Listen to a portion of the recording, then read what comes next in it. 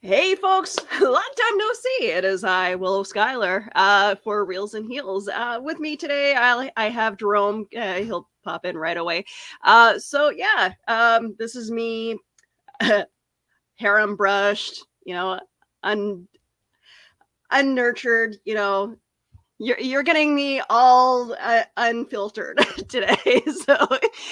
If anybody does decide to stop in, please feel free. It's free for all for discussion today. So let's get it started.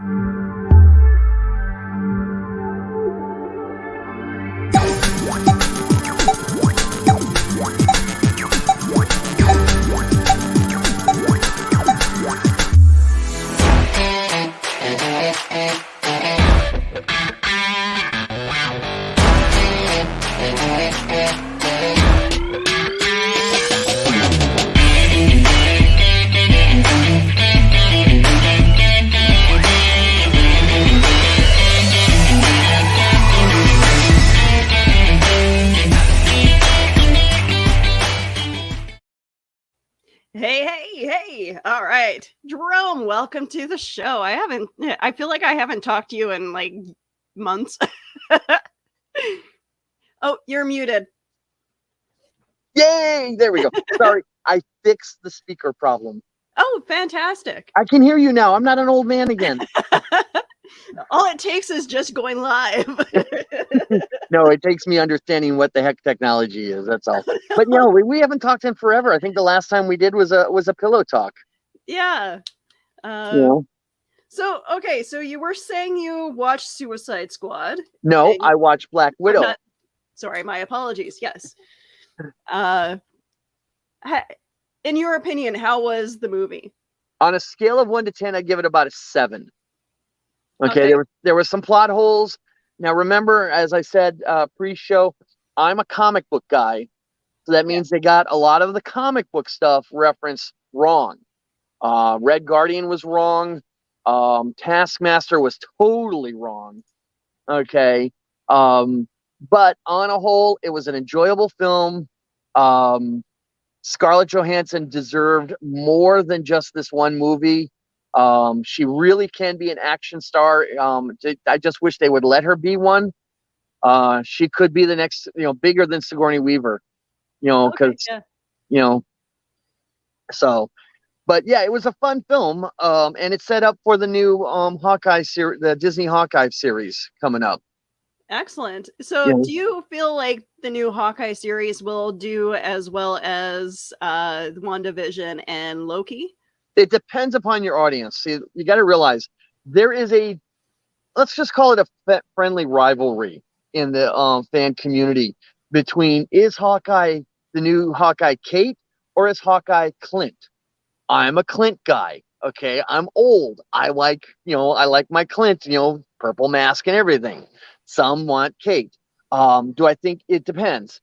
If the writing is good, then yes, it's going to be, really good.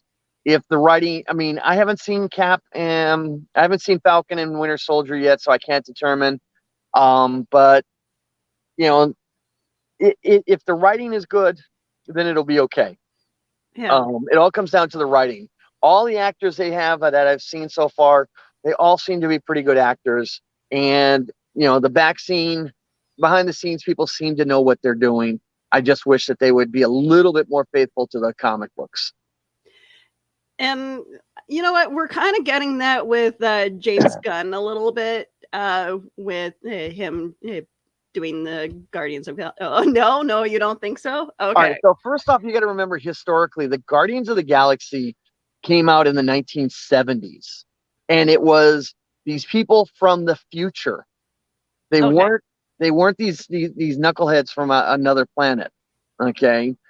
And what you had is their leader was basically this astronaut who got stuck in suspended animation for hundreds of years from the 20th century, who had psionic powers, and he was a big Captain America fan and everything else as a kid.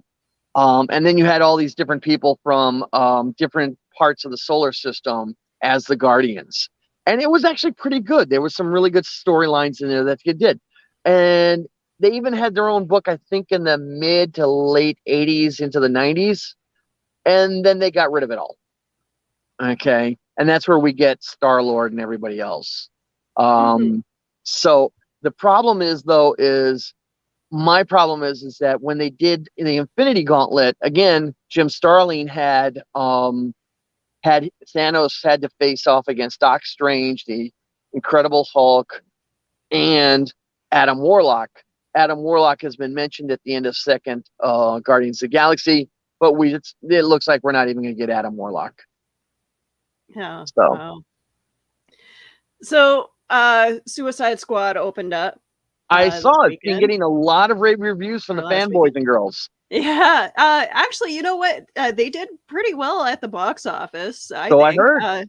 $746.8 million.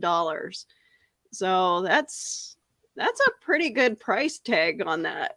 Yeah. So once again, Gunn doesn't have to worry about any sort of past tweets coming back to haunt him. You make lots of money, they ignore stuff like that. Yeah. Give me a second. I got to come back. Oh, yeah, no worries. All right. So like I said, if anybody wants to join in on the conversation, I can send you the link to the StreamYard studio. It's just a free-for-all conversation. Apparently I didn't plan this very well today. But anyway, so yes, no, I haven't seen Black Widow yet. I have yet to see Suicide Squad. I am planning on seeing all that. Manitoba has finally opened up several of their restrictions. Some of the employees at retail establishments still need to wear their masks, but it's now up to the the customer whether or not they go in and wear their masks. Hey, welcome back. Sorry about that. See, this is the problem when you use your cell phone for your podcast. People call. Especially when the wife calls. And she knows I was doing this. Oh no. But family is family. Family comes first. So yeah, well, So anyway, I apologize to the audience about this. That's okay. I finally figured out how to mute my house phone so it doesn't ring. Technology. Apparently there's a black little switch on the side that I never noticed until now. There we go. Let's see how that works. There we go. You think after 38 years I would figure out how to use a landline? No. Come on. Listen, I go back to the days of the rotary dial, okay? So, I have one in my basement. But do you know how to use it? Yes, I do. Okay, good. Because, we worry about these things, It's just a little pain in the butt. So, so as I was saying, James Gunn, makes boatloads of money, and all is forgiven for any sort of comments he made on the internet years ago. Go ahead. And that's the thing. Like, does that still count? Like, I'm notorious for making stupid comments on Facebook, and I know every so often I'll get reminded of those stupid comments, and like, but hey, remember when you said this like 10 years ago? Oh yeah, I should probably delete that. But the difference is between stupid comments, which I've made more than my share, and homophobic, sexist, or racist comments. Okay. There's a level of hurt involved, is what you said offensive? I mean, my God, there's more stuff that I have out there that's probably offensive now than when I posted it. Okay. And unfortunately, that's the way it is. I grew up in a different time. Thank God I didn't have the internet back when I was a teenager, or I would never be allowed on shows like this. Because I was young and stupid and everything else, but it was the 1970s. But if you say stuff and you think you're going to start into a business like this, start deleting now. If you think you said something, go back and look. It doesn't, you take a day off and you go through back and look at all your posts on, because where you're hooked up to, Twitter, Facebook, whatever. And you just sort of look it up and go, okay, yeah, I think we're going to delete this, because then most people won't know how to find the history of it. Yeah. Well, so I mean, okay, I have. There's a politician that's that's going to be running for the next premier probably soon, but he tried to run, and it's a huge fight between the conservatives and the NDP right now, and the conservative guy who's in power right now really hates Wab Canoe, and for if he actually hired a PI using government funding to follow this guy and find dirt on him.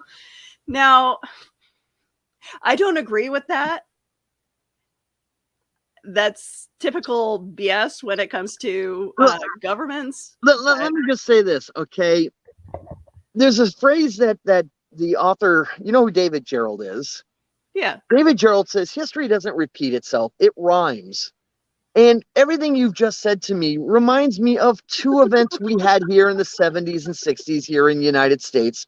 One is called the Pentagon Papers, and the other one is called Watergate. Okay? Right? So, I mean, you would think that, you know, the Canadians would at least look at the United States and go, yeah, we're not going to do make their stupid mistakes. You know? Wab Canoe used to be a rapper. Like,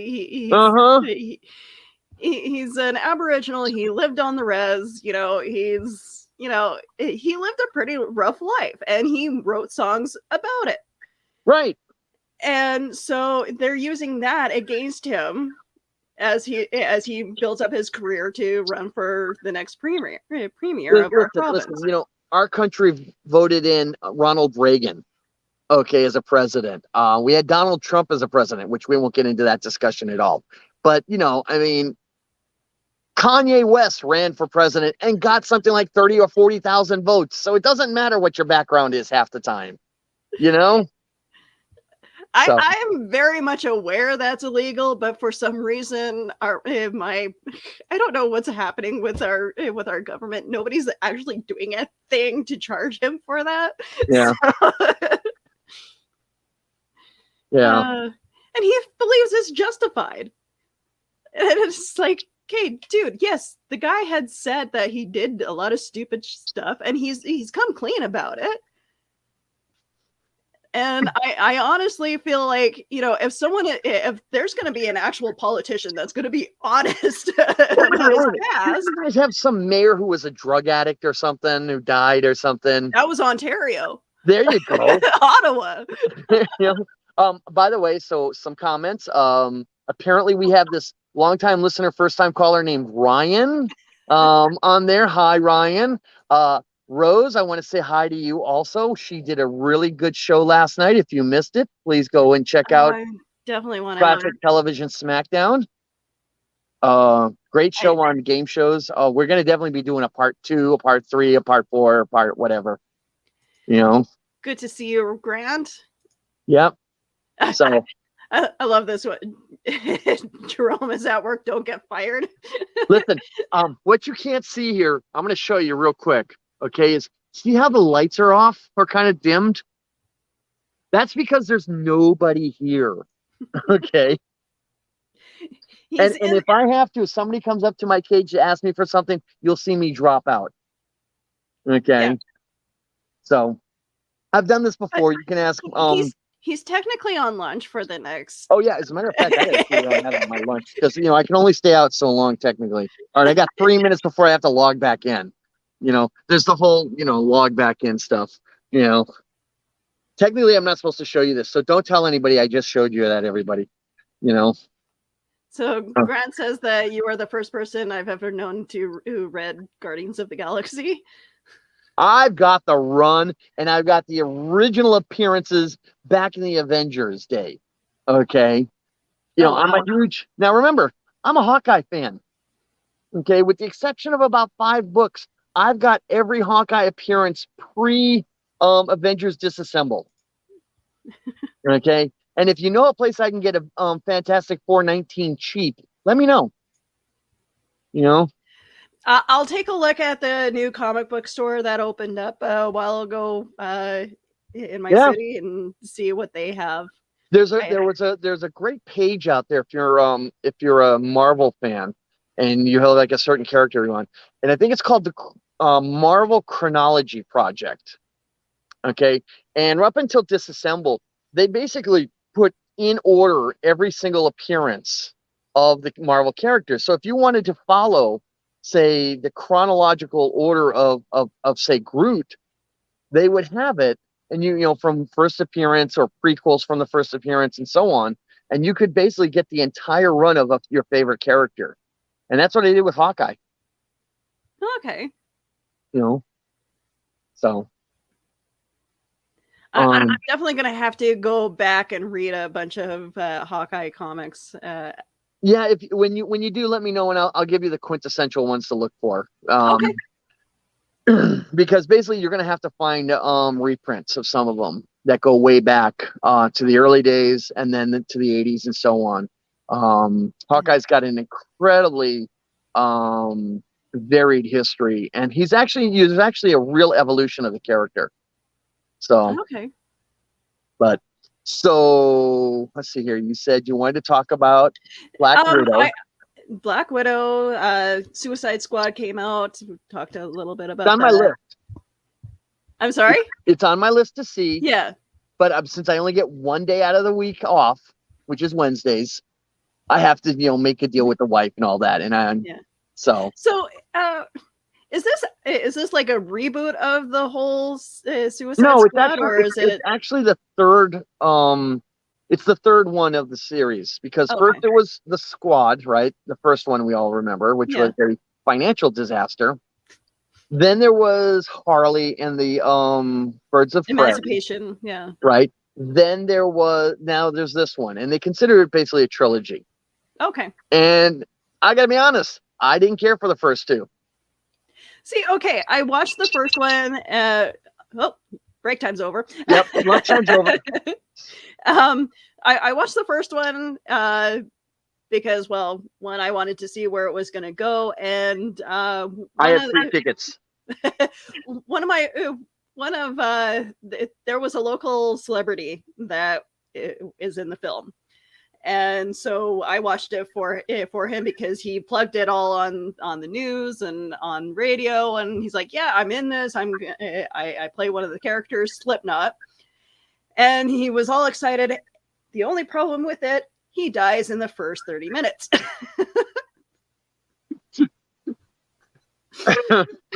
Yeah.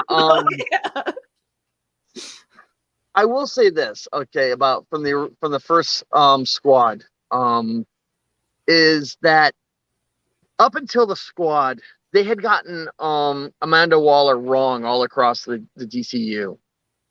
She makes her real first appearance in the comic books in the Suicide Squad, and she is basically one of those, you just get the wrong look at her and you're terrified that you're going to die. Okay. Yeah. And up until they did the Squad just now, they'd always gotten her wrong. They'd gotten her right in the animated universe, the DC animated universe, but in the live action, they just could not get her that mean, that's scary. And they did in the Squad. I got to give them credit for that.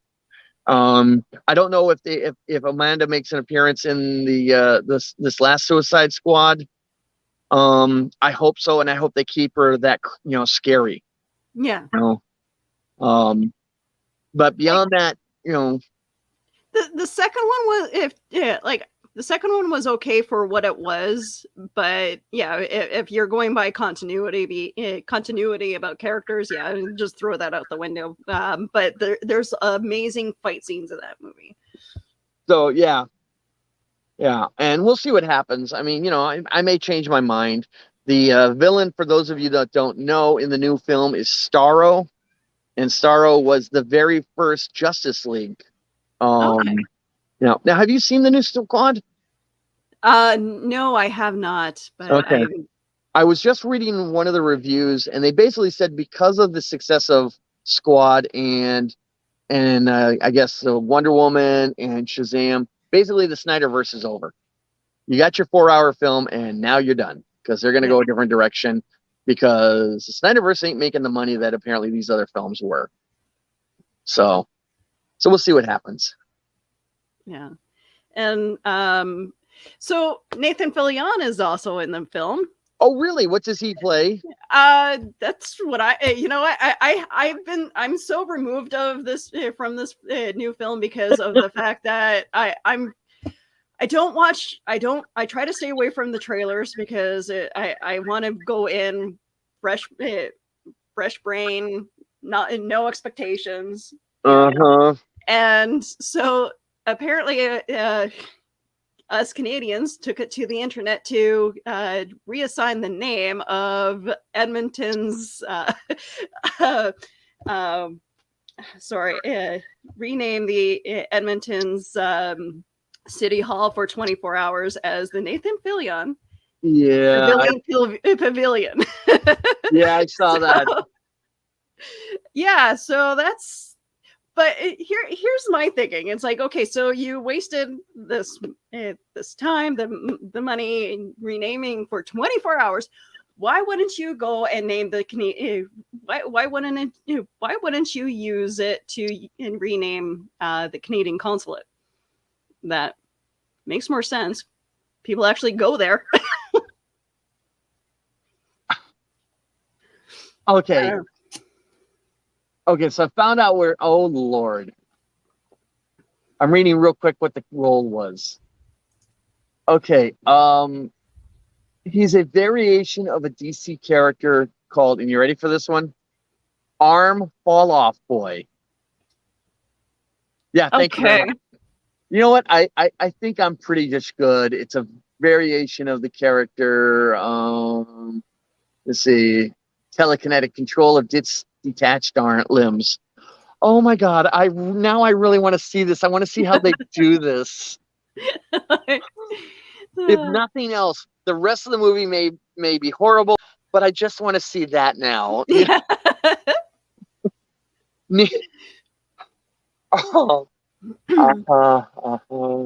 Okay. Yeah. It doesn't look like he's coming back. From what they said, so it's just a one-off. It's okay. Right. We can watch him on his other show. So yeah, it's fine. Oh my God. Well, and I think it was originally a Legion of superhero characters, and I think he was a Legion of substitute heroes. So. Oh no. Yeah, which that's a whole nother show in itself, was the Legion. So yeah, no, so that's like interesting. Like, what gets me is like Edmonton pays for him to come home almost every year for Comic-Con. It's like, okay. Yeah. But so what else has been happening in the news? Have you been watching the Olympics at all? Why, yes, I have. And there have been so many cracks about the women's outfits, both supportive and sexist. All I can say is it started with beach volleyball, the way they were dressed. And I think that was designed back when they originally did it to represent what people were seeing on the beaches. Okay. Now I'm not going to get into, what, the changes, but that's what I think the original intent of those outfit was, because some Olympic committee guy saw the women playing on the beach in bikinis and said, oh yeah, that's what we're going to do. Why it has not evolved, I don't have a freaking clue. Okay. It seems to me that, that they kind of have to, because at one point they allowed women from Islamic countries to wear more, so they could be covered up. Yeah. I've seen that picture of the Norwegian teams, the men on one side and the women on the other, and I'm just kind of going, yeah, not really right on that one. My feeling is if the women want to wear the bikini, they can wear the bikini. If they don't want to wear the bikini, they don't have to wear the bikini. That's how I'm feeling. It should be a choice. Yeah, absolutely. I mean, like, I don't think I played basketball. I tried playing volleyball and I didn't do very well, but I played basketball, and I, trying to play in, like, I even tried playing in a sports bra, and that wasn't even fun. So playing volleyball in a bikini, that I can't imagine. Yeah, I can't even imagine because I don't have those bits, you know. Yeah. I have enough problem with my own anatomy, so yeah, I really don't understand it. I mean, somebody was joking that it was for ratings purposes, sex sells. Okay, I could sort of understand that, but I'm not going to agree with it. Incidentally, I Okay, want to then clarify that point. Understanding does not mean you support it. let's have the guys play in speedos. I actually would like to see that because it would be hysterical watching those guys do that because they wouldn't last 5 seconds. I can tell you that, they're already, having body. You think women have body issues. Okay. Guys just don't talk about it. Okay. Trust me. Guys have serious body image issues. Okay. Yeah. I mean, you do realize that in the 1970s, guys wore these super short shorts that were almost bikini bottoms. It's funny how I'll from time to time I'll find those shorts on the rack at like Value Village or something, and it's like there's nothing to the imagination. Trust me, I used to run in those shorts. There is an illegal picture somewhere of me running as a jock in those shorts. And if I find it, I'm going to kill the person who posted it. I'll contact your wife later. I think it's my mother who posted it way back when, before she passed. Oh no. Gotta love moms with the embarrassing photos. Yeah, mom had no problem posting that. Somewhere in the house, there's actually a picture of me in a bathtub also as a kid. As in like a 3-year-old or something, the bearskin rug picture. But I think that's everybody. Yeah. So I mean, there is those short shorts. I mean, go back and look at the basketball players of the 1970s, and even into the early 80s, and the short shorts on those were just ridiculous. They were almost hot pants, And here's the funny thing: the controversy of hot pants from the 70s actually covered more than those bikinis in the Olympics. Yeah. Women like the short shorts, I can't tell. On the right people, I guess. But I mean, even on okay, big muscular guys just isn't my thing. Yes, sometimes they can be really good looking, but I prefer the dad bod. Yeah, the problem with the short shorts for women is that sorry guys, he'll be back in a moment. So, but yeah, no, the weird thing about the Olympics, well, okay, Pink has actually agreed to has come out and said that she's going to pay for the fines of the Norwegian team. Hello. It's again, the problem with using the phone, you hit the wrong button, something happens. Okay. No, the problem with is that some women are comfortable with those shorts and some are not. And like I said, this should be a who wants to wear it. I'm not it's not so much I have body issues. I have an ugly scar on my leg from being a klutz.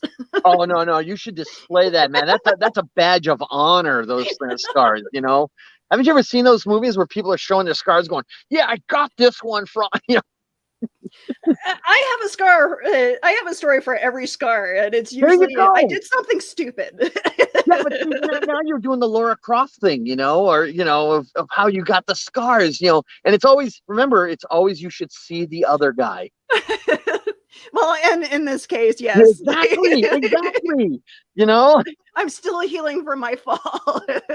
No. You stopped 12 muggers from attacking the little old lady in her, in her retirement check. I'm gonna try to go for that. Instead of I was running for my bus because I was running late. Yeah, that unless you're Spider-Man, that one, and grabbing the bus like, in the movie, it doesn't work with, as a good story, No. Yeah, but don't run for the bus and watch where you're running if you are. You're using logic again, that's not right. But no, I mean, it comes down to, I think in outfits like that, I understand that they're trying to be consistent. Everybody wear the same type of clothes. So, but if that's the case, then you need to ask the athletes what they want to wear. Yeah, exactly. Okay. I mean, okay, so you want to put stripes with polka dots. All right, that's fine. We've all worn stupid color clashing outfits like that. I I can tell mean, you just about a wait for the Winter sky, Olympics and look at the Norwegian right, right. curling team. But the cut of the thing should be a decision of the athletes. Because I mean, I can tell you about a sky blue tuxedo, which will never see the light of day photo, on me. But the color thing, we've all done ugly colors. Okay. Hell, we've all worn ugly clothes, We period. both lived through the 80s. No. I lived through the 70s. Okay. I got clothing that's even worse than the 80s. Okay. I love the shoulder pads on women and the high hair. Okay. But the bright pink blazer with the oh, shoulder pad, the that's pointed nothing. shoulder pads. You should see seersucker suits from the 1970s. Guys wearing vested jackets with shirts open down to almost their belly button with these flashy gold chains. You just look at it and you're going, no. But back to the Olympics, yeah, it should be. Yeah, okay, I get that you want color, I get you want there, but try an input from the athletes of what's comfortable and what works for them. Some of them, if you look at like the runners, yeah, small outfits work great for them because of wind resistance and a movement of their bodies. But if you're on a hot beach or something like that with sand, and where that sand's going, Yeah. that should be a decision elsewhere. Should not be especially where women's concerned. Men should not be involved in those types of decisions. No. Okay. No. But yeah, that was an insane thing, And how do you feel about Simone Biles? She deciding to not compete in a couple of the. I'll be honest and tell you that I'm kind of two minds of that. First off, I'm really proud that she did that she stepped back, saying basically she couldn't get her head in the game properly. And, and by stepping back, she allowed one of her other teammates to go in there and get the gold, and that was a very team player thing. The other part of me though is again, old school, that you play through pain, you play through whatever. And now that may not necessarily be bad, but it is how I was brought up. Yeah. So like I said, on the plus side, it worked really well for Team USA. We got a lot, got more gold medals than I think we would have, because or medals period. But again, there is that whole aspect of, at that level, you play through injury, you play through pain, etc.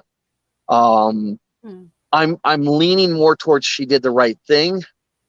But I can understand, again, not always accepting, but I understand the other side of the argument. Yeah, exactly. See, I don't I kind of looked into what the twisties was, and it to me it sounds like an inner ear issue. Well, there's also that, but also the fact is she's under huge pressure. People are calling her the greatest gymnast of all time. And what is she, like 21, 22 years old? That's a lot of pressure for a kid that age to have. And yes, I am using the term kid, because to me she is. And at that age, the pressure, I mean, a lot of people, when they get even half that pressure, they end up becoming, drug addicts or alcoholics or whatever, just to deal with it. And here she is, she's dealing with the pressure, fairly well. And I think the fact that she basically realized that there was a problem and she said enough and walked away has got to be a good thing. And now it's also coming out that, other athletes are also saying, hey, I've got the same problem. I'm going to start, talking about this. And mental health overall, and I don't know about in your country, but in ours, we don't talk about mental health. Confession time, I suffer from anxiety. Okay. But normally people don't talk about their mental health issues. Yeah. And I'm the same way. Like I suffer from anxiety. I've had to deal with it all my life. Right. Mostly, it's funny, being on medication, I was put on Paxil for when I was in my foster home. Yeah. And then my social worker was like, why did your mom put you on Paxil? That's one of the most addictive drugs that are out there. I was like, okay, I'm going off it. No, I agree. I understand. But around here, since we don't talk about it until either celebrities or somebody dies or whatever, then it gets talked about. And I think on the plus side about this, I think Simone has definitely started a conversation, not just about athletes' mental health, but the rest of us. Yeah. And I'll give you a little history lesson. Again, Ryan, I know, hates it when I do this sort of lecture thing. But there was a singer in the 70s, you've heard of her, called Karen Carpenter. Yep. Phenomenal voice, but she suffered from anorexia. And that's what ultimately killed her. And nobody talked about it. She died. Suddenly now we're talking about it, and there's cures and everything else. So that's the sort of thing it is here in the States, is somebody famous has to either die or talk about it on a more regular basis. And I think that's a good thing right now. When it comes to anxiety or like even depression, like my father-in-law suffers from both anxiety and depression, and he's been on medication left, right, and center. Like the doctors have messed him up, right? Like the last 2 years trying to find something that works, and they've over medicated him on several occasions. Well, to be honest, mental health is a real tricky situation, because you have to have somebody who knows you and can work with you really well. And unfortunately, insurance companies don't cover a lot of that. And there's a whole reason why. And that's not the show for it. And I'm not an expert on this. I just know my own personal issues of what's going on. So on that, all I can say is if you're suffering, if you think there's a problem, see your doctor, get help. If you need people to talk to, there's lots of people out there to talk to. That's my PSA right now. Yeah. And for me, like, it's okay if you wake up and you decide that you don't feel like going to work that day, call in sick. You need a mean day. Take the mean day. How many of these tough guys that are complaining about Simone have taken days off where they're like, I just can't go into work today. I got to go, drink with my buddies today, I mean, think about it, What I love is the guys that are talking shit about the stances of the one woman who won the gold for the sharpshooter. It's like, oh, you're gonna break your arm and doing that. And it's like, you realize she won gold, right? Yeah, I do love that one. That one was great. I saw that one. You just kind of look at it and just going, you do realize that even if she didn't win, even if she came in dead last, she's a better shot than 99.999% of the rest of you knuckleheads. I'm an archer. I don't know if you know that. I occasionally shoot archery longbow, and I'm watching archery, and I'm how good they are and all that. And somebody went, well, they're not that good. Look, this one didn't get bullseye. I said, you don't even know how far they're shooting. And I can tell you from personal experience, these guys are better on their worst day than you will ever be on your best day. So I could never judge anybody for like their stances or the way they shoot. Like I played junior high basketball. I was the one standing underneath the basket going, pass it to me, please. But here's the thing about these guys who criticize, either they're like that. They did high school basketball or high school, whatever, or they're out drinking with their buddies hunting, and they can't hit the broadside of a barn at 2 paces, because of whatever. So, I mean, when you reach world championship level or the Olympic level, they are so far above us competently than the average person, especially that knucklehead who his only experience at basketball, football, golf, whatever, was when he was a high school student. Means, okay, you were never that good to begin with. Okay. So, it means the smart person goes, I played that as a kid, and okay, I see where that mistake was, and he's much better than I am, Yep. So. Hey, no, even in band, like I was so far behind in playing the flute that my my teacher put me on the bells, the xylophones. Yeah, I was a musician at one point until my father went, yeah, I can't handle your rehearsal, your practicing. That was the end of that. So, but anyway, but the Olympics is always interesting. I have to say, I'm glad. I don't know about up in Canada, but here down in the States, we've been able to watch a lot of the other sports that you normally used to not get. When I was growing up, it was track and field, swimming, gymnastics, and that was about it. And now I'm able to watch the shooting, equestrian, sailboating. The triathlon was a fun one to watch. The archery for me was a big one. The fact that I'm able to watch these other events and other sports is really great. However, I do want to know, why the heck is golf an Olympic sport? You know, that and competitive rock wall climbing. Okay. You And know, yet and yet they don't have dancing as in well, the Olympics. I think if they had ballroom dancing, I think that would be neat. Will mute yourself and unmute yourself for a second, will you? You got some bizarro feedback. Oh, weird. No, Did that no, work? No. no. It's coming some weird feedback and distortion. It's either on your end or mine. Okay. Probably my end. All right, Okay. hang on. I'm gonna leave and come back. Okay. Yeah, no, I honestly, it would be neat to see ballroom dancing as an Olympic sport. Um, Mainly because I like watching the ballroom dancers. There's figure skating in wintertime, so ballroom dancing would look really neat. All right, let's try that again. Okay, there we go. Oh, much better. Must have been on my end. Oh, okay. Oh, sorry, Carl. I do acknowledge the chat. I'm sorry, but Yeah, leisure suits. Yeah, yeah, yeah, yeah. Whoop, whoop, whoop. Yeah, this might be a short show, guys. Sorry, but no. The Olympics are Those wrong. I gotta quit hitting those wrong buttons.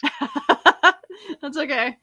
But yeah, so I mean, some of the sports I have to say from because I'm an old school guy. I mean, I don't get watching skateboarding, you know, or competitive wall climbing. I just don't get that one. But then I also didn't get, what was it, the gymnastics with the ribbon flowing, that dancing. I'm like going, what? I know that for the Winter Olympics that people were saying that they were thinking about getting rid of hockey because of the fact that it's always either between the US, Canada, or Russia. Well, let's see here. Canada and the United States have major hockey leagues, and it's ingrained in certain parts of the US culture up here in the north, and it's definitely ingrained in Canada's culture more than anywhere else. Oh, yeah. Russia has an actual team within the Russian army. That was a big controversy back in the 1981. But hockey is not really a culture. Come on, do you really think you're going to see the Bermuda hockey team? Okay, come on. I mean, hockey is a winter sport. If you get rid of it, what other Olympic sport are you going to have? I mean, yeah, it might make curling more popular. Well, but you know what? What was weird is the fact that how long ago did they get rid of baseball for the Olympics? Oh, a while ago. Yeah. What was the other stuff? But if you're going to do that, the question becomes, what do you replace it with? Okay, especially the winter sports. You don't have a whole lot of winter sports to do. Okay, knitting. I mean, when you're sitting inside. We have figure skating, but like, at what point do you make figure skating more, more elaborate? Well, they've got rid of the actual figure skating. I forgot about that. Yeah, where you do like the figure eight and whatever. They got rid of that. It's all the show that you see, the big one. They don't do the real figure skating anymore. I forgot about that, yeah. So I mean, we've got ice figure skating, ice dancing, individual figure skating, both men and women. Okay, so that's that. We've got the biathlon, which is I enjoy that a lot. There's cross country skiing, downhill skis, moguls, the slalom. You've got Luge. slalom and downhill skiing with the snowboard, and then you got the pike. And that's about it that I can think of for the winter sports. And I know I'm missing some, and I'm Yeah. sure members in the chat will tell me what I'm missing. But I mean, the Winter Olympics doesn't have a whole lot of events, unlike the Summer Games. Oh, so you prefer the Summer Games to the winter? No, I'm just saying is that the Summer Games has more sports because of the nature of who people are. Yeah. Okay, it's easier physically for us to go outside and do stuff than it is for us to do stuff outside in the cold of winter. Yeah. You know, we're all warm-blooded people, and I don't know about you, but I'm not a big fan of frostbite. You know, I know you live in Canada, but so did I one time. You know, but that's kind of where, you know, the problem with the winter sports is, you know, what do we have? You know, yeah. Hey, football season started for us here a couple days ago, and we're looking at like the time frame for the Grey Cup, and it's like, oh, they're gonna hold it in December. Yeah. Well, come on, we have ours at the end of January. Okay, so you know our Super Bowl. Which, by the way, since football has started, I'm going to say this with love to Mark B. Lee, my host of the other two shows I'm on. Go Patriots! Okay, thank you. I will get hate mail from that from him on that. I guarantee you. So it's okay. I'll get a lot of hate when it comes time to cheering more for the Blue Bombers, and it's like anytime that I see someone wearing a Saskatchewan Rough Riders jersey, I'm just like, how did you survive? Hey, listen. I'm a Red Sox fan here in this here in New England, and it took us 78 years to win a World Series. Okay, and the funny thing is if you know New England, when the year we won it, we had actually come back from a 3-0 deficit against the New York Yankees to win the American League. And we were more excited about that win than the actual World Series here in this up here, you know. So, I believe it, because when the Blue Bombers finally won the Grey Cup 2 years ago, because we didn't play last year, we were like, does that count? The fact that we still won, like we're reigning champions. Trust me, I understand that concept. But you know, but the Olympics though are at a higher level than most people can ever imagine. And that's the one thing people keep forgetting. They're like, because it happens, it's like the World Cup every 4 years, and not everybody can make that, you know, between those 4 years. You know, how many times have we heard about promising people coming up and then they get injured between those 4 years and they end up not being Olympic athletes, you know? And legends are made at the Olympics. They're not made at the World Championships. They're not made at, you know, certain events. We talk to this day, almost 100 years later, about Jesse Owens. Okay. We talk about Bruce Jenner, or whatever she calls herself now. I don't know what her name is now. But we talk about Mark Spitz, even though he did lose to the kid there whose name is escaping me at the moment. Nadia Comaneci, okay, and Olga Kobret of gymnastics. These are where the legends were made, not at World Championships. Yeah. Nobody can tell you, unless you're a real sports enthusiast, nobody can tell you who the Olympic, the World Championship or national champion was or is of 2 years ago. But I can tell you who won the overall in the Olympics, because it's such a higher level, you know, and that's the thing about the Olympics. Exactly. And the great thing about Canadian Olympians, most of our medals have been won by females. Yes. And like we have a couple males that have won for like the relays. Yeah. But it's we won for soccer. Which I can't believe we lost to you guys in soccer. I can't believe that. But all I can say is my wife hates your curling team. Oh no! Okay. Oh no! Well, female, like the women's. No, just any of your curling team, because we keep losing to you guys. We have like amazing curlers. Just like and it's funny because I actually worked with someone whose mom was on the team, and I'm just like why didn't for like 2 years I didn't put it together the last name. But yeah, okay. And we hit the right button this time for a change. All right, great. No, I was just checking the chat. Yeah, the Olympics. I mean, and the Olympics. One of the problems that the Olympics has also is because it's once every 4 years. People actually make political statements during it. The most famous being the 1968 Mexico City Olympics, where the two guys raced their gloved fists up on the podium. Mm-hmm. And if you really want to read something, go read about that and the results of what happened, about how the negative impact happened to those two athletes. They're heroes today, but back then they were vilified beyond words. Yeah, well, it's similar to the football player who kneels during your national anthem. Yeah, Kaepernick.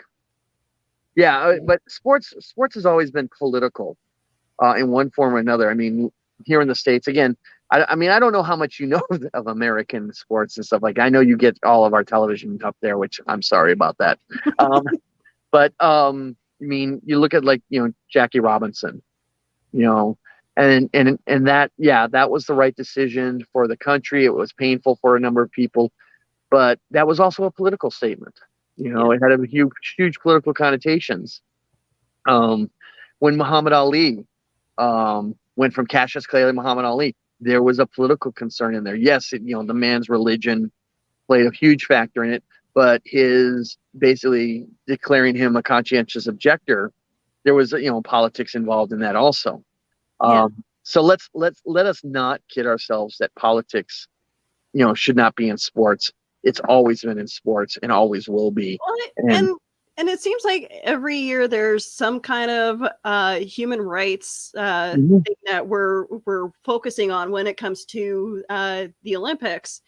And I mean, if you go look at, it was in just before Germany and the war, when the Olympics was in what was it, 1938? 38, which was the Jesse Owens beating the master race. Hitler was lost his mind over it. But on the plus side, the guy that helped Jesse Owens win the long jump and the triple jump was the great German track star himself, who basically told Jesse Owens to take half a step backwards. And that's where, what happened. And they became lifelong friends. So again, while politics did play a role, there was also that aspect of what's going on. I mean, okay, so here's one for you. Nadia Comaneci, the first gymnast to get a perfect 10, is married to Kurt Connors, the American gymnast who was the big star back in the 80s also. Yeah. I didn't see that one coming. So, I mean, yeah, the Olympics, though, because it's such a big platform, is always going to be political. I mean, again, before your time of Russian athletes defecting, there was a huge concern about that. Soviet athletes defecting happened all the time from the Eastern Bloc. And what we've got now with the Belarus situation. I was just going to say, yeah, there's that one gymnast who... Which, again, we're not going to get into it here, but if you really want to, there's lots of stuff to read on it, and I'm not going to get into it because this is not a political show. But yeah, no, I know a lot of people have said that they want to boycott watching the Olympics because of the human rights violations. But, I'm more than happy to acknowledge that, the Olympics actually brings this to the forefront. Well, here's the question. Would we be having these conversations if it hadn't been for the Olympics? And the answer is no. So. No, we would not be. Yeah. Okay. And that's the thing that people keep forgetting, is that these conversations, as painful and uncomfortable as they may make you, are important to have. Okay. Yeah. And the problem I have for myself is, as you obviously know, I'm a bit of a chatter. So I have problems listening. I'm trying to do better. But but yeah, the conversations have to be had, and not just with the talking heads, but with the actual public. And Absolutely. I think we can leave it at that, that we know that this is, what it is, Yeah. So anyway, now I have a question for you. Okay. Are you going to watch What If? I would like to. Because hey, I grew up reading the comic books and even creating my own, even creating my own kind of You're a story. comic So book creator. Excellent. I do have an X-Men story. Okay. If it's a Wolverine one, I think we're done here, because No, it involves Beast and Rogue getting together. So it's.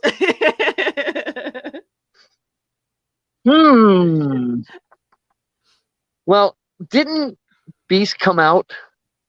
Beast came out as gay. Yeah, so almost that's 10 going to be years an ago. interesting story. But yeah, we won't get into that. But yeah, no, my story is definitely a what if. Wait a minute. So if they get together, does that mean she's going to be furry and blue? Because she just has to touch him. And I feel like the two of them combined can create somewhat not so much the cure for mutants, but like figure out a way where it can be easier managed. yeah, I see a lot of Slash in this connection. Yeah. I'm gonna get a lot of Rogue will never be with Beast and like the whole bestiality thing. Yeah. Yeah. There you go. Yeah. There's so many jokes about bearskin rugs. Yeah, right there. Hey, Beast used to be human, okay? Yes, and then he got blue and furry. Okay, so again, I'm not gonna get too crazy, but unfortunately, my mind is a dirty old man right now. So but oh god, and I'm fine. And I haven't picked up a new book in so many years. I don't even know. Hang on a second here. You've been caught. No, I just got people walking in the area. Yep. So technically, we're in a meeting. Okay, I want you to realize that. Okay, I'm really going to see if nope, he's not paying attention to me. He's looking for something behind me. Numbers. Data. Yes, watch this presentation. Yeah. Okay. Well, see, if we did this at your job, it'd have to be lots of coffee cups moving around, right? I need a spreadsheet and pie charts at the ready. See, this is why we now shift our image here, so that they can't really see me very well. No, see, we have a big block up in front of the cage, so people can't see us. But you're working. It's not like you're playing Galaga or anything. Well, I figure if Agents of S.H.I.E.L.D. can play Galaga, on the helicarrier, why can't I? Or Tetris in Office Space. Yeah, well, so anyway, that's so I haven't, like I said, I haven't read a comic book in several years. I'm trying to collect a lot of back issues of certain books now. My current one that I'm grabbing back issues of is I'm a fan of Magnus Robo Fighter. Okay. And I've got a whole mess of those I got to pick up, especially the Gold Key ones, and that and the Star Treks of Gold Key. So.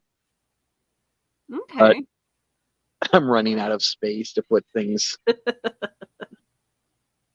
So. All right. Well, we're going on almost an hour for the show, and I think I need to let you get back to work. No, not that. Hey, John. Good to see you. But yeah, no, I always enjoy talking to you. It's like talking to my best friend that I haven't seen in a while. Hey, I always enjoy that. We should definitely do this more often. Absolutely. Well, I'll have to, get some really good stuff that you haven't seen and send it your way. Okay. Because there's some stuff that I know you haven't seen that you're gonna go, what? Because I got to do that to Ryan also. I gotta get him some really strange films to look at. And all I can say to him, and I know he was listening. I hope he's still there. Is Sean Connery, Zardoz, Okay. Zadoz. Okay. Okay. Um, Sean Connery in a Bizarro Speedo. Back when he was a lot younger. Okay. Now, is that before his Bond days, No, or it was after. It was after. It was the 70s. okay? And yeah, just look it up and just look at the like some of the screenshots, and you're just gonna go, what? It's one of those that you kind of want to be slightly enhanced. Yeah. Okay. You know what? That's one thing that I've been actually thinking of asking you. What's your opinion on the whole superhero movie is not cinema debate? Bull. Okay, Okay. I don't care what a certain director says. Let me put it this way. Okay, one of the things that I'm sure you studied when you were in school was Greek mythology. Mm-hmm. Zeus, Aphrodite, all that. The superhero is a modern mythology. If you look at the superheroes, they all have similar types of powers, right, as the gods. They all have similar types of personality quirks. And I'm sure you can find a superhero that has turned into an animal and had sex with a human, like Zeus did. Oh, wait, I think that was called Loki. Which, again, Thor, Loki, based off the Celtic heroes. We're going to have a Hercules one that out of the MCU coming. Superheroes are nothing more than modern gods, if you think about it. They have godlike powers. They have the personalities of the gods, the egos. And even the villains are like the gods also, So we're telling the same type of tale. There's a book out by an author named Joseph Campbell, The Hero of a Thousand Faces. Read that book. You will see that these are nothing more than a modern gods, modern mythologies. Yeah, okay, I can tell you some of the movies that we had in the 1970s of superheroes. Doctor Strange, some of the Captain Americas, the Spider-Mans. God, they were god awful. Okay, I'm not gonna lie. Okay, they were horrid.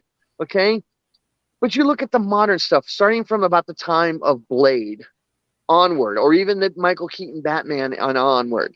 Okay, these were well-crafted stories, well done. They would follow if they didn't have the superhero, if they were just the bad cop, if they were cops instead of superheroes, nobody would be talking about it.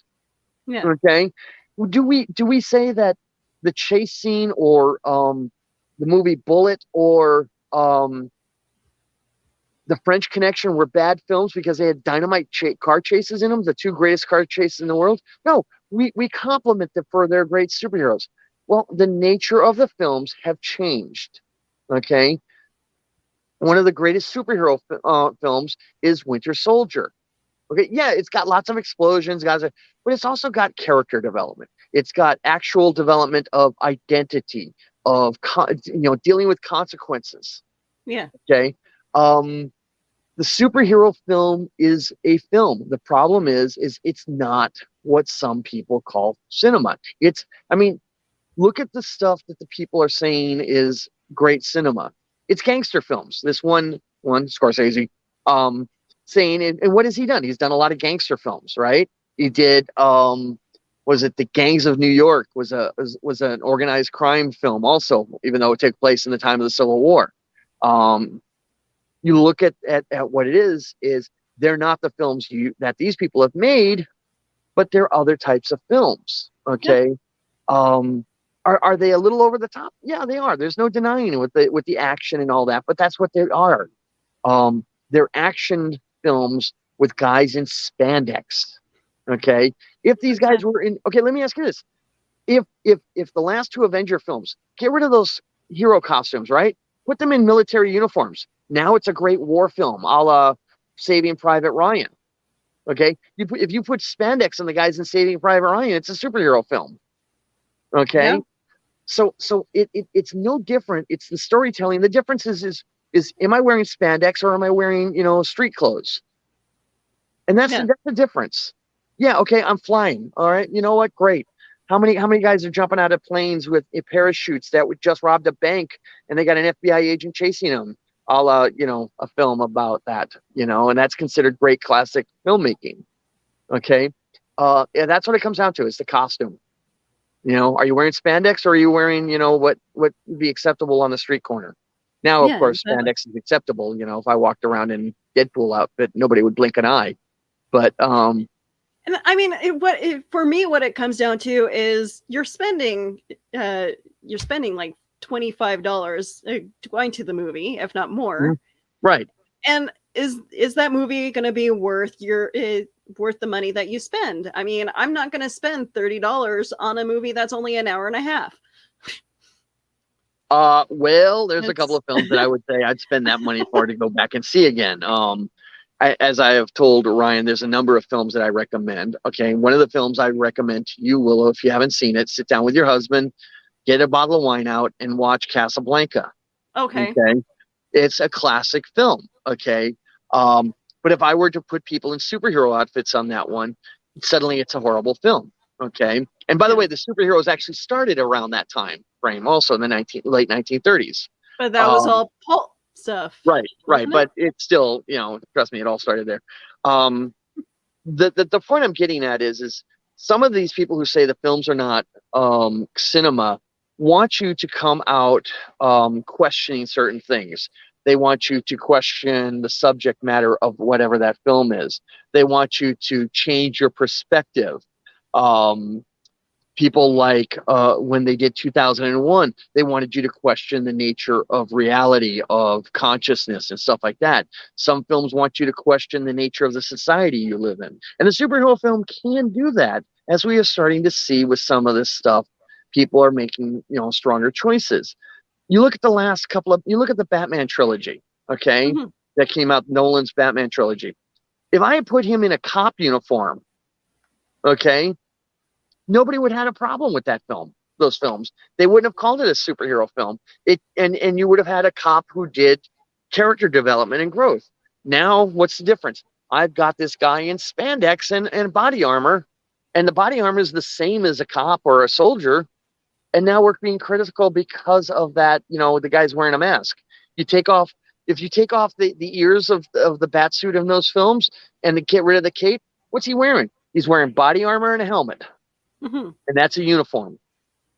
Okay. Now he put on a cape and the horns, and now he's flamboyant, and it's a superhero film. See the difference? That's true. Yeah. Okay. So, oh, wait a minute. Somebody said something in the chat room here. That's true, John. It is the greatest film ever, in my opinion. I think it's better than Citizen Kane, and I've seen both. Okay. And I have to say, if you ever get a chance to see Casablanca on a big screen, go see it. Make sure you bring a date. Okay. So yeah. So that's my opinion, and I could go on and on about cinema versus superheroes film versus that. For me, I like to be entertained, and it doesn't do you the justice of letting you escape for a little while. Well, yeah, there is that, and also, and the good films though have you questioning things. Okay, like I said with Winter Soldier, I mean, it was a great film. It wasn't my personal favorite of the Cap trilogy, but it had a lot of stuff to it. It was kind of like it was Cap's version of Empire. When it was probably the best of the MCU in my opinion. But the question becomes is, what is it that cinema is supposed to be? If you say it's not cinema, what is it that you define, and why do you define it that way? Is what I always ask those people. Yeah. What is it that why are you saying this? What is it that you're trying to define as cinema? And I can come back to just about any of these films from DC, Marvel. Heck, I mean, you look at like Men in Black. Okay, did you know Men in Black is based off of a comic book? I thought I heard something about that, but Dark Horse Comics. Go find Dark Horse Comics. As a matter of fact, go look up Dark Horse at all. You'll see that a lot of films from the 1990s came from Dark Horse Comics. Okay, and nobody questioned those. Okay, nobody said anything about oh, that's not real cinema. Okay, so that's what it comes down to, is what's your definition of real cinema? And then we'll have a conversation. I remember seeing that conversation come up in a chat on a show, and the person saying it was saying that they prefer the DC movies to over Marvel, and I'm just like, no, because that's preference. See, that's different. That's different. That's a preference. Okay, some people like different heroes for different reasons, like what we talked about earlier. And you can have a preference. I mean, I know people who've seen some of the worst films in the world think some of these films are great. Okay, that they're great cinematic masterpieces, and you're looking at it going, did we watch the same film? Okay, and again, that's a preference issue. But the question is what you're watching cinema, or is it whatever? The problem is your definition of what do you consider cinema. Okay, if you consider cinema a study of the human condition, there's nothing more human condition than some of the superheroes. Okay, you look at Spider-Man.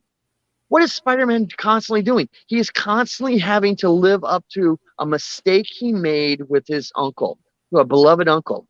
Yeah. You look at Batman. What is he doing? He is doing nothing more than reacting to a childhood trauma. Okay? Yeah. And so on. I can point to this all and saying these are human condition issues that go to whatever. Superman is trying to live up to the fact that he's an illegal alien. Okay? He's trying to make good as an immigrant. Mm-hmm. Give back to the society. Okay? I can go on further, but but that's basically what it comes down to. And if you look at the first Iron Man, here's a guy who realizes I made weapons of war and I killed people and it almost killed me. And now, that guy he was in the cave with, explained to him about all the people that his weapons are killing. And what happened? He changed. If that's not cinema, I don't know what is. Yeah, exactly. Okay. I mean, Iron Man was a redemption story, and what greater redemption story was it than having our... You look at all three of the Iron Man films. They're all redemptions because he has to deal with mistakes previous to the first Iron Man film. Yeah. Okay. Of his cavalier attitude. And you can see that. You look at Cap as a fish out of water after the first Captain America one. The first one is nothing more than a World War II film. After that, he's a fish out of water trying to figure out the world around him. You look at one of the great ones is other than Winter Soldier, I think it would be Black Panther. They're kind of 1-2, and you can decide which one's which. I'm not going to get into that argument. But what you have there is you have a person's trying to figure out his parents' mistakes and having to either clean it up or thereabouts, and having to deal with a legacy.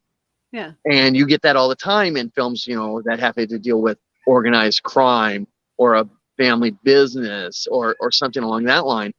And what happened was you had Wakanda and you had basically a royal family.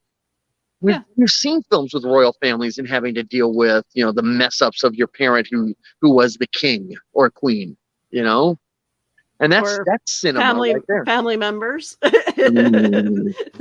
I know, exactly. I kind of wish he had been surviving and seeing what Thanksgiving was going to look like in Wakanda, But anyway, that's the point though. It comes down to these are all stories are all classic. The difference is I've got a little more action in it, and I've got these bizarro costumes, and that's the difference. Yeah. Thank you for clearing that up. Like I know a lot of people who tend to say stuff like that don't have anything to back up their reasoning. Well, you got to remember. I mean, I'm again old school.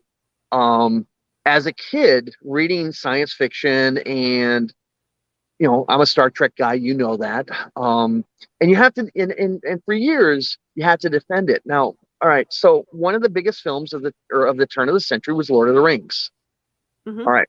Here's a little unknown fact: is that a couple of the colleges I think it was Oxford and Cambridge, they would ask people what you were reading for certain programs, so they could understand what your reading was. And if you had said that you were reading Lord of the Rings, they basically booted you out because it was considered escapist. Yet now it's considered a literary classic. Okay. A friend of ours who introduced Cara and me, who passed, basically in an interview, when he was doing something, I was at the interview. He said, they asked him, why is Lord of the Rings now considered a classic? He said, because all the critics have died off. Okay. Oh. Yeah. And you look at the story. What is the story of Lord of the Rings? Well, in the first one, in The Hobbit, it's basically a quest. He's on a quest. It's a quest story. How many times have we seen the quest, the Arthurian quests, where the knight goes out to do something and he's changed not by the end of the quest, but by the journey. Okay. And then you look at what's going on with Lord of the Rings. Again, another quest. We're not going to find something. We're going to go do something, right? Our heroes are all changed in one form or another. There's not a single one of the fellowship that is not changed by the end of those books. And, the movie was we were joking that it's actually a prison transfer for a film because the ring's the prisoner and you're taking him to, dead ring walking. But, you look at it and, that's the aspects of what it is these aspects. If you break them down, I can make them into exactly this, that your argument is okay. It's in a fantastic environment and we've got weird clothes. That's the difference. I see that Ryan has I did. Oh, hooray for Ryan. Love you, Ryan. That is great. I know he does reference the Maltese Falcon as well. Yes, I know the Falcon is good. I have a Falcon sitting on my over my mantle place. A friend of mine gave me a Falcon one year. So, but yeah, so are these books, are these things literature? Yes, they are. The problem is that they're not in what some people would call traditional. I mean, I have a problem with certain things that I have to fight, to keep my prejudice of certain types of storytelling. I don't think argument is the gaming, some of the video games that people play, is that real storytelling? I believe it is. Depending on the game. Right. But it really depends on the game. But yes, but the problem is that a lot of people have problems because you have to play part of that game and get to the next section of storytelling. Right. And see, that's the thing that I like about some video games is I like the storyline aspect. Right. But if you're playing, okay, so I'll give you a classic one. The first one that came out that had real storytelling was Wing Commander. Okay. So Mark Hamill was in it and they did the first intros, everybody would say something and then you had to go out and you had to shoot things down. And if you got killed, you didn't get to the next part of the story. Right. Yeah. You have to get through all these sections to get to the next story. And that has a lot of people having problems with video game storytelling. Okay. And then as we got more memory and processing, they had what they would call tree storytelling, which was basically, if you killed this character, your story went off to the left. If you didn't kill him and you killed off, say, his buddy, your story went off to the right. Star Fox match? Yeah, well, but that's the point, though, with storytelling, though, is this was a more interactive storytelling when a lot of people want storytelling to be more linear. Yeah. Okay. And a lot of people have that problem. Is it storytelling? Yes. The problem is you have to change your mindset to accept that it's a different type of storytelling. Okay. One of the greatest stories of all time is the Iliad and the Odyssey. Mm-hmm. Okay. You know those stories, Yeah. Troy and the trip home and all that. Well, that was originally oral tradition. Basically, you sit around the campfire and, I'm going to tell you the story about this sneaky guy and this horse that he had and, and this hot chick that, launched 1,000 ships to come get her and all that. Okay. That's basically what I just tell you. I just did the Trojan horse and Helen of Troy. Okay. In more modern terminology. Yeah. So what happens is somewhere along the way, and I don't even know exactly when, but it was Middle Ages. Somebody wrote down the Odyssey and the Iliad. Okay. Huge controversy about that. You can't do that. Oh, writing this stuff down, that's not storytelling. Okay. Think about that for a moment. Today, thousands of years later, we're like, yeah, damn, I need the book. I can't remember it all. They used to tell them at night. That's what storytellers were. Again, yeah. So we're looking at new ways of telling stories. So. And I like that. I do too. I'm just not very good at playing those types of computer games. So, See, there are certain people that are great at storytelling, and Stanley was one of them. Mm-hmm. And you guys are so lucky that you got a chance to meet him. Stan had a tendency also to make himself a little more important than he was. Okay, and there's a lot of authors out there who will tell you that Stan didn't do as much as he said he did. Okay, but Stan also was an important voice for the industry, and everybody will admit that too. But there's debate as to how much Stan actually was involved. Go listen to some interviews with Jack Kirby. Okay, but yeah. So, oh, wait a minute here. More chat. What's going on in the chat? There's people very much want branching storytelling in video games. What we don't want is looping storytelling, where it feels like we have a choice until we realize it loops back to the main narrative. Then the choice loses its impact. But unfortunately, doing true branching storytelling is extremely difficult to produce authenticity, to give each player unique experiences barely graspable without letting the player make their own story. And then they crash. Yeah, that is a StreamYard issue, and it popped up on our screen stating that. So here's the thing. Okay, now again, I hate to keep going back to how old I am, but it's part of this. If you go back to the 1980s, early 1980s, there were a series of books called Choose Your Own Adventure. Mm-hmm. Okay, you start reading, after about 3 or 4 pages, it says, do you do this? Go to page 300, or do you do that? Go to page 12. Okay, and you would basically go through, and it had about 20 different endings. Some of them basically you were stuck in time, others you were dead. They literally killed you off, which was funny. Watching my younger brother, who was 12 or 13 at the time, realizing that the main character could die and him freaking out about it was lots of fun. But yeah, the whole I have to say, I think stories aren't really the whole point is about the change in storytelling. That's what I was trying to explain, is that storytelling changes as time goes on. Okay, but the point is multiple story arcs and branches has been out there. It's just that now we're telling it in different ways. Okay, video games is a choose your own adventure, but it's hard to do because think about it. It's expensive to do other than writing it on paper. I mean, you get a big chalkboard and you do these branches. Okay, so now you got to write the script. You got to act out how many different scenes and record them, and that it costs money to do real nonlinear storytelling, and that's why you don't get good stuff. And it's because of the money involved.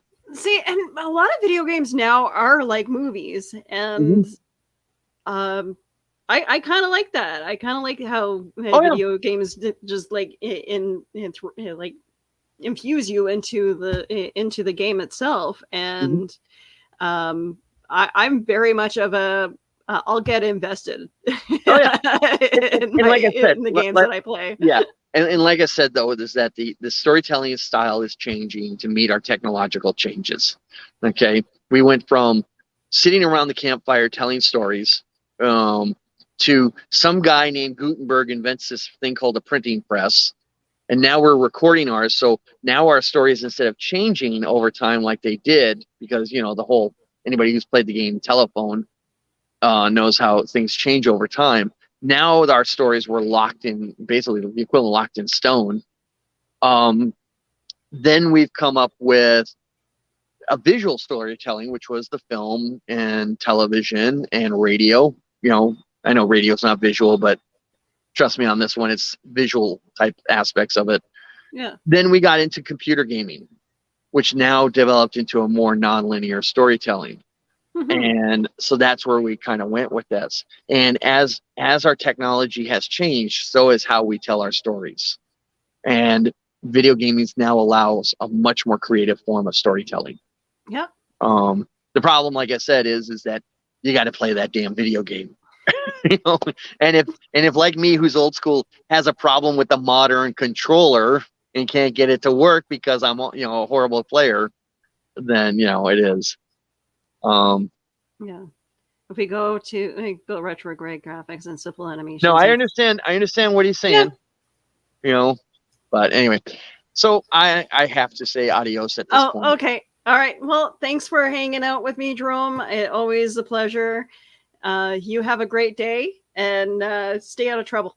All right. Talk to you later. Bye. Bye. All right. So I guess we should probably end the show here. Thank you very much, everybody. Where is that? I haven't used this StreamYard in a while. I need to go back to learning my job. I'm GW Pomager. I'm Dina Marie. I'm Sage Ia. I'm Thomas Carter Rochester. Hey, I'm David Thompson. Hi, I'm Kevin. And I'm Mia. Hi, I'm Mark. Hey there, this is Dave Adams. Hi, I'm Rosemary Rose. Jerome Conner here. Hey guys, it's Josh Bauer. It's Willow Schuyler. I'm Cosplay Michael. It's your boy Country. I'm Ryan Permison. And I'd like to ask you guys, please subscribe. Please subscribe. Please subscribe. Please subscribe. Please subscribe. Please subscribe. Please subscribe. Subscribe. Please subscribe to HWWS Web TV. Great bunch of people. And don't forget to smash the bell. Ring that bell. Smash that bell. Hit that bell. Hit the bell to be notified. Hit the bell to get notified of new shows and videos. You're going to want to do that, so do that soon. So we can cross that 20,000 mark. And get us to 100,000 subscribers. To 1 million and 10 million and 100 million. On HWWS. Web TV. You'll really like it. I guarantee it. Thank you. Yes. Okay. So, thank you again for joining me on Reels and Heels. I appreciate you guys very much. Tavia, I hope I'm saying that name right. Thanks for joining me from Twitch. Everybody else from Facebook and YouTube, you guys are awesome. I am the Hanging with Web program director. I promise that the daily schedule posters will be back up next week. I'm sorry, I've been really behind the ball this week, so I don't know where my brain went. So yes, I'll have the posters back up next week. Thank you again for all the encouragement, and look for my new show, Cryptic Crunch, coming again next Sunday. I'm gonna try to come back to Reels and Heels next week as well, and I will try very hard to do Will's Pillow Talk, but I can't promise you anything right now. Lots of things going around, so I will see you guys soon.